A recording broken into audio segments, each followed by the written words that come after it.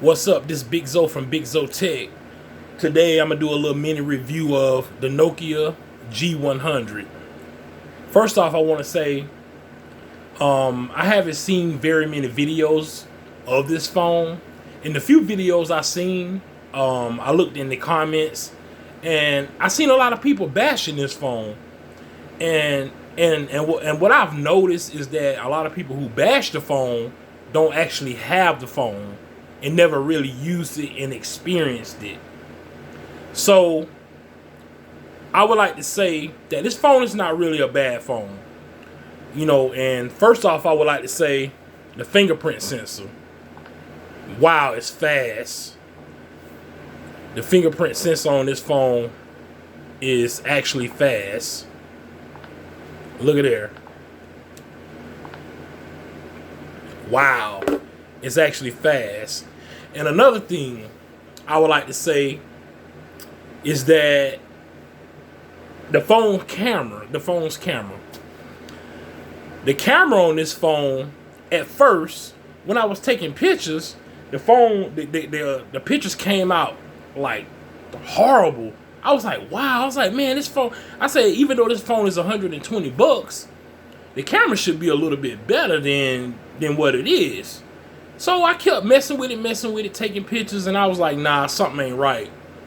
So what I did was I ended up looking on the back of the phone, and lo and behold, these three camera lenses, they both had little plastic tabs covering the lens. So I removed them. I started taking some pictures, and the pictures actually came out decent. And I was like, wow. So if you get this phone, remember to look on the back to see if the camera lens have those little plastic tabs on them. Because if they do, and you try to take pictures with them on there, the pictures are going to come out like horrible. You're going to have some terrible, pictures. And another thing I would like to say is that with this phone, you will take a little hit with the camera. But you got to remember, this phone is $120. So you will take a small hit with the camera. In low light, the pictures don't really come out too good in low light. But if you got good lighting, or you're outside in the daytime and you taking pictures, the pictures will come out really good. They're actually pretty decent. The pictures are actually pretty decent. So the performance wise, this phone is actually a little zippy for for the price that it is. And yeah. So I would like to, it's not really, the phone doesn't, and another thing, the phone doesn't really have a lot of features because you're paying $120. So you're not going to get like a whole lot of features. Like, let's say Bluetooth. Let's go to Bluetooth. Let's go to connected devices. Because I don't even think this phone has NFC. I don't believe it do, because usually phones around this price don't have NFC. Let's see. Don't usually have NFC. No, it doesn't.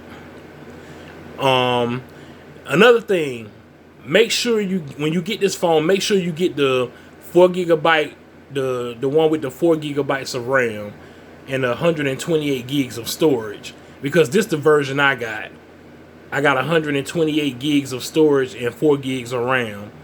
Because I think it would be better if you just paid the extra money and get the one with 4 gigs of RAM. Because the one with 3 gigs of RAM probably won't feel as zippy as this one. It probably you're probably gonna notice a little bit of more of a slowdown.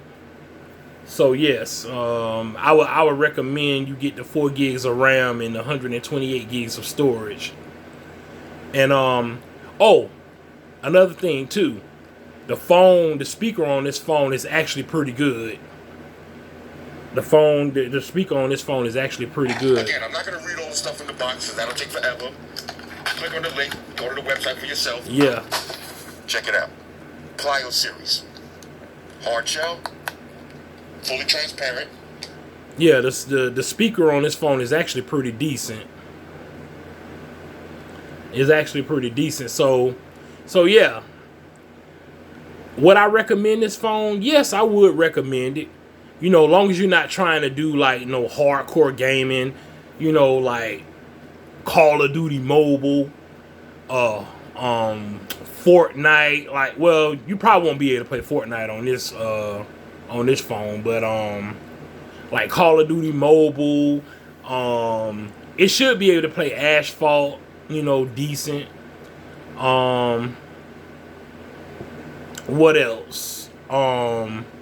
There's some other games I can't, and they're not coming to my head right now. Let's see.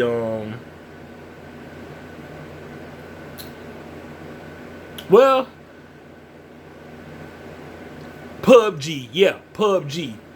You probably won't really be able to play PUBG on this phone. If you do, you're gonna have to play on the lowest settings.